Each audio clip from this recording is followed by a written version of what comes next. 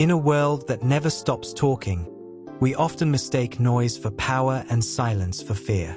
But the loudest bark rarely comes from the strongest lion.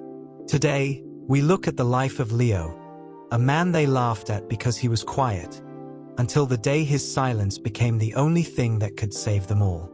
This is a story for everyone who has ever felt overlooked. You are welcome to Silent True Lessons, an educational storytelling channel that teaches English and life lessons through relatable, inspirational, and motivational stories. We promise that you will learn a lot from our stories. Subscribe to this channel to enjoy our stories regularly. At the prestigious Horizon architecture firm, noise was the currency of success. To be seen was to be loud. The lead designer, Julian, was the loudest of them all. He wore expensive suits and spent his afternoons boasting about his visionary ideas. Then there was Leo. Leo was 24, with a calm, observant face and neatly trimmed dark hair. He was the junior architect whom nobody noticed. While others spent their lunch hours gossiping and bragging, Leo sat in the corner of the office with a sketchbook. He didn't join the arguments. He didn't defend himself when Julian made jokes at his expense. "Leo, are you even awake?" Julian would laugh, throwing a crumpled paper ball at Leo's desk. "Or is there just nothing going on inside that quiet head of yours?" The office would erupt in laughter. Leo would simply look up, give a small, polite nod, and go back to his work. To the others, his silence was a sign of a weak personality. They called him the ghost. One afternoon, the firm faced its biggest challenge, the Iron Pier project. It was a massive bridge and shopping complex over a volatile river. The deadline was tight, and the pressure was immense. During a heated meeting, Julian was shouting instructions. "We need more glass, more height. It needs to look expensive." Leo sat at the end of the table, his fingers laced together. He was looking at the structural reports, noticing something everyone else was too busy talking to see. Mr. Thorne, the stern CEO, looked at the quiet young man. "Leo, you haven't said a word.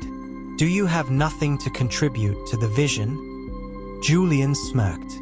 "He's probably wondering what's for dinner, sir." Leo didn't smirk back. He stood up and placed a single document on the table. "I have been observing the soil density reports, Mr. Thorne. I am worried about resilience." Julian rolled his eyes. "Resilience? We all know what that means. Leo, it's just staying strong. Stop using big words to sound smart." Leo shook his head gently. "Actually, Julian, in architecture, resilience is more than just strength. It is the capacity of a structure to absorb a shock and return to its original shape without breaking. A diamond is strong, but a spring is resilient. If we build this bridge with only strength and glass, as you suggest, the first heavy flood will shatter it because it cannot move with the water." The room went quiet. For the first time, the noise stopped. "The bridge doesn't need to be loud," Leo continued softly. "It needs to be resilient. It needs to know how to bend so it never has to break." Mr. Thorne looked at the reports. He realized that while Julian was talking, Leo had been calculating. While Julian was seeking attention, Leo had been seeking a solution. But Julian's ego was too large. He convinced the board to go with his loud design. Leo returned to his corner, silent once more. 6 months later, the bridge was nearly finished. It was a masterpiece of glass and steel, exactly what Julian wanted. But then, the great storm of 2026 hit. The river rose higher than it had in a century. The entire firm stood at the windows of their office, watching the live news feed. The bridge was swaying. The glass was cracking. The strong structure was failing because it had no way to absorb the shock. "It's going to collapse," Mr. Thorne whispered. Suddenly, Leo walked to the front of the room. He wasn't panicked. He handed a tablet to the engineering team. I made a backup plan months ago. There are hydraulic dampeners in the foundation that I had the workers install quietly during the night shifts. They are designed for resilience. Activate them now. The engineers clicked the commands. On the screen, the bridge stopped shaking. It began to sway in a controlled, rhythmic motion, absorbing the power of the water instead of fighting it. The bridge held. The next morning, the office was the quietest it had ever been. Julian sat at his desk, staring at his shoes. Leo was at his corner, sketching. Mr. Thorne walked to Leo's desk.